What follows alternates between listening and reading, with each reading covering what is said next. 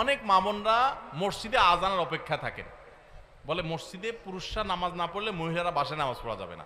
না ভাই, পুরুষদের উপর ইসলাম এত ঝুলায় রাখে নাই মা বোনদেরকে। আরে মা বোনদেরকে যে পাওয়ার ইসলাম দিয়েছে, পৃথিবীর নারীবাদীদের 14 গোষ্ঠীর জন্মের বহু আগে ইসলাম নারীদেরকে আকাশে তুলে রেখেছে। এরা এগুলো চিন্তাও করতে পারবে না, এত মর্যাদা দিয়েছে।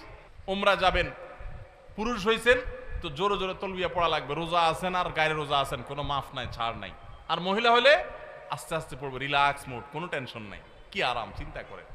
পুরুষ হয়েছেন 5 ওয়াক্ত মসজিদে দৌড়ায় যায়, জামাতের সাথে নামাজ পড়তে হবে। আর জামাতের সাথে নামাজ না পড়ে অবহেলা করে বাসায় নামাজ পড়ছেন তো খবর আছে, আযাব আছে, আপনি ওয়াজিব তরক করেছেন, গুনাহগার। আর মা বোন মসজিদে যাওয়ার ডিউটি নেই, বাসা পড়লেই পুরুষদের সমান সওয়াব পাবে। একই কাজ মহিলাদের বিনা কষ্টে আরামসে রিল্যাক্স মোডে করতে বলেছেন, সওয়াব সমান, কোন কোন ক্ষেত্রে আরো বেশি। নবী সাল্লাল্লাহু আলাইহি ওয়াসাল্লাম বলেছেন, নবীজির মসজিদে